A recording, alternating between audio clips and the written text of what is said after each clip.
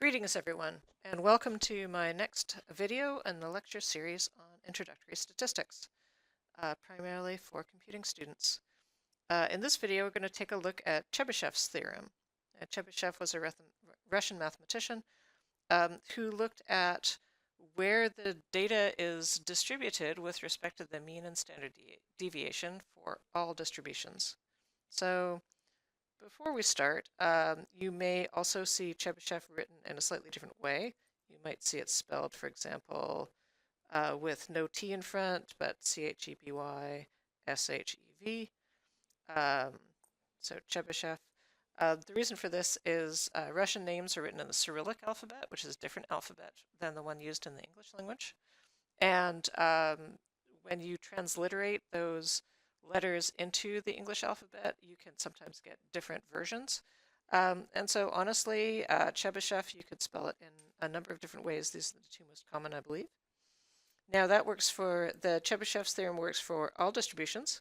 So if you have a data set and when you plot it out using a histogram, you get a symmetrical distribution or an asymmetrical one.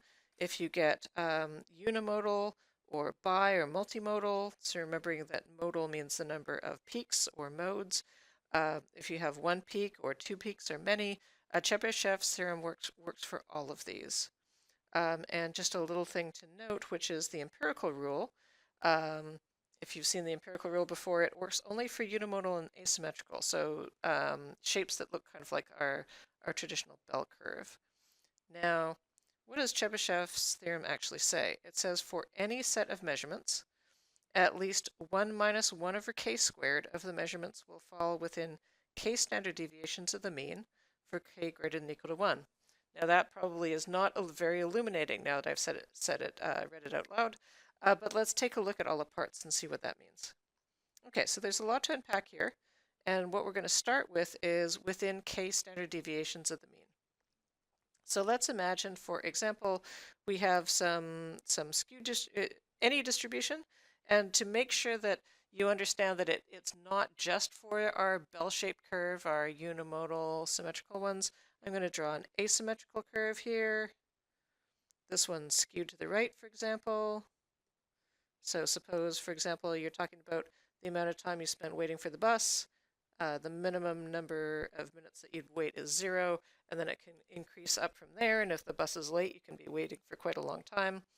And let's suppose that we've worked out the mean. The mean is up here at, I don't know, let's say for the purposes of this example, the mean is 10 minutes. And when we're talking about within k standard deviations of the mean, and so let's actually write this out. So let's suppose that, for the purpose of the example, let's say our mean, this is a sample, so we're going to use x bar, and we're going to say that that's 10 units, minutes, or whatever. And then our standard deviation, again, for the purposes of this example, let's say that the standard deviation S, because it's a sample, we use the letter S for sample standard deviation is 5. And so if we were to be interested in how many of these measurements, because we've taken a whole bunch of data here, how many of them fall within one standard deviation of the mean, well, let's figure out what that would look like here. So within one standard deviation of the mean means we go to the mean and we go up with a step of 5 and down with a step of 5. So let's say that that's 5, and this is 15, and that's 20, and that's 0. So if we were interested in within one standard deviation of the mean, then we're basically going one step up, where one step is now our 5 units from our standard deviation, or one down. And so within one standard deviation of the mean would be how much of the data falls within this little interval. Is it just some? Is it a lot? Is it most? Who's to say? So for k equals 1, so within one standard deviation of the mean, let me write with actually my pen here. If k equals 1, then we're looking at all of the data that lie within the interval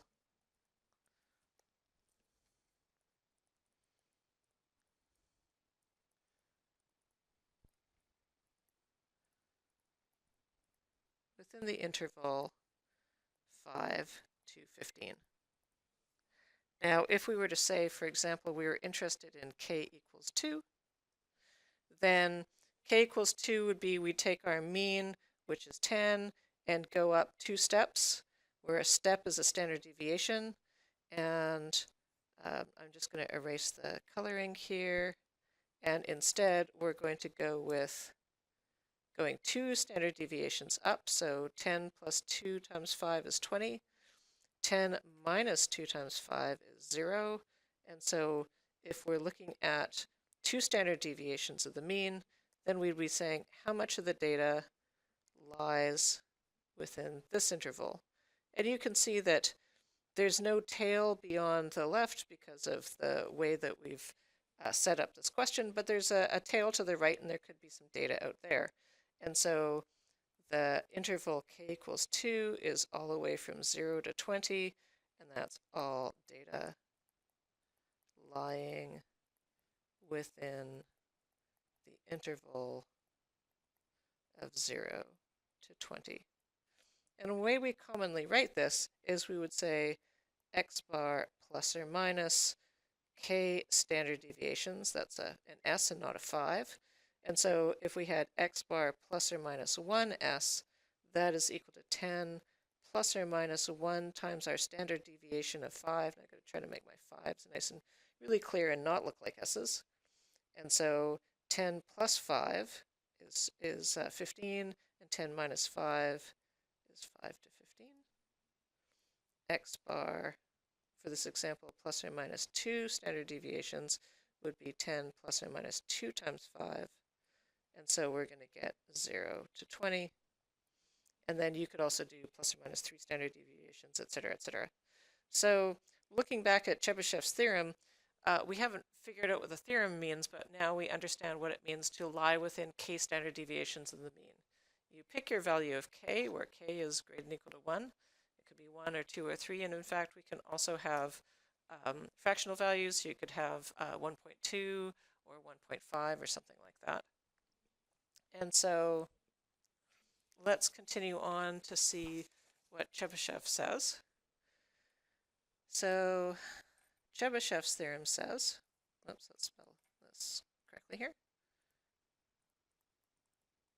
Oh, I'm spelling this right. Honestly.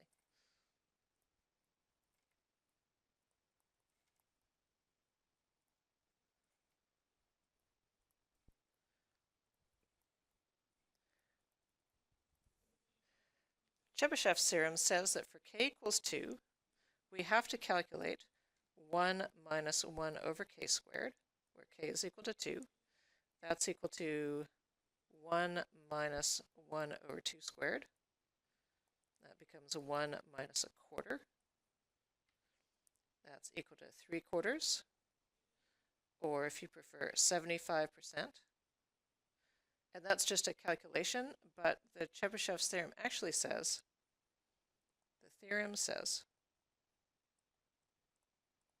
that at least 3/4 of the data, or 75% of the data,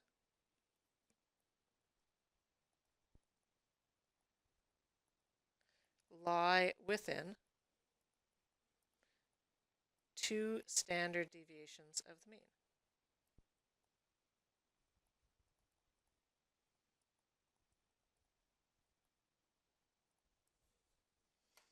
And what this says, if we actually do our little sketch again,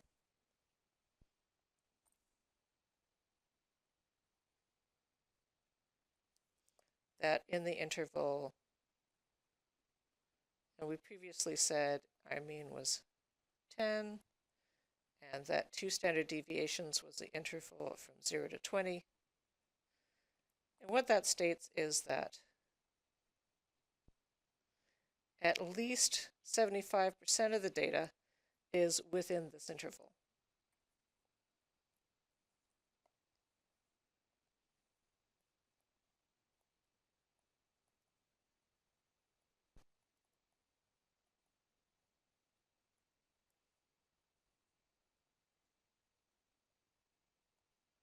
And what that means also is that out in the tail here, so there's a little tail that you can see to the right, at most, 25% of the data lies out here. Now that's not to say that it's exactly 75%, it says at least 75%. It's quite possible that within 2 standard deviations of the mean you have almost all of the data, or in fact for some distributions you could have in fact all of it. But Tchebysheff, because it works for all distributions, no matter how weird, often, wildly underestimates things, but it does give you a guideline no matter what your data looks like. The empirical rule gives you much closer percentages. It says it's really approximately 95% lie within 2 standard deviations of the mean, but it only works in special cases. So the more general you get, the less you can say for certain. So let's do a little table here, which is, let's suppose that we pick some values of k. We're going to calculate what 1 minus 1 over k squared is, and then we're going to write out a little statement about what that means. So our lowest value of k that we're allowed, k has to be greater than or equal to 1, so we're allowed to use 1. And let's do some integer values, 1, 2, and 3, but we're also allowed, Chebyshev's theorem doesn't work for just integer values. We could have 1.5 or 1.2 or 1.1, so I'm just going to go halfway here and do a couple little points here. So let's calculate what 1 minus 1 over k squared would be. 1 minus 1 over 1 squared is just going to give us 0. If we do the easy ones next, if I take the value of 2, and 1 minus 1 over 2 squared, we already worked that out, we get 3/4. If we do 3, the value of 3, we get 1 minus 1 over 3 squared, or 1 minus 1/9. That gives us 8/9.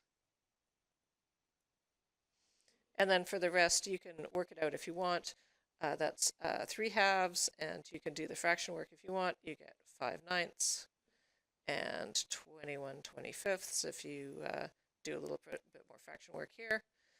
And so what does the theorem say? It says that at least 0%, at least, remember this is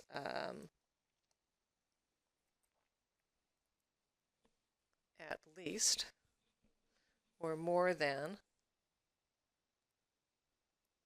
or equal to, greater than or equal to, 55.5% repeater, at least 75%, at least 84%, and at least 88.8 repeater percent, which honestly could round to 89 in my class, and I'd be okay with that, lie within x bar plus or minus 1 standard deviation, x bar the mean plus or minus 1.5 standard deviations, x bar plus or minus 2 standard deviations, x bar plus or minus 2.5 standard deviations, or x bar plus or minus 3 standard deviations. Now, if you're looking at population, you could have instead mu plus or minus k sigma instead, using mu for the population mean, where you're measuring the entirety of all of the objects of interest instead of just a sample. And sigma is the standard deviation for a population. So you could be looking at that situation instead. And what that says is, if you have, once more, looking at the line k is equal to 3 and 8/9 here, that means if you have some weird distribution that looks kind of like this, then if you have 3 standard deviations from the mean, let's say the mean is like here-ish, and if you go out 3 standard deviations, then you're going to have at least 89%, rounding a bit, but at least 89% of your data is going to lie inside here and outside 3 standard deviations. You're going to have at most about 11%. Okay, last thing to talk about is what seems to be a totally useless statement, which is, what does this mean?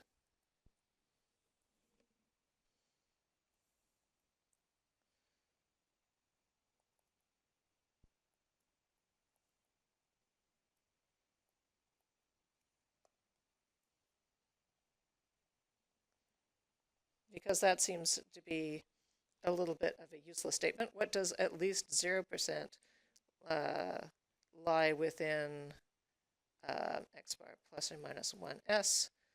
Isn't that, not helpful? At least none. What that means is that it is possible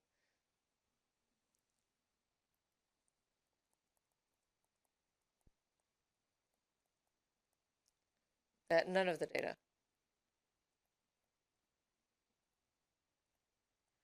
lies within one standard deviation of the mean.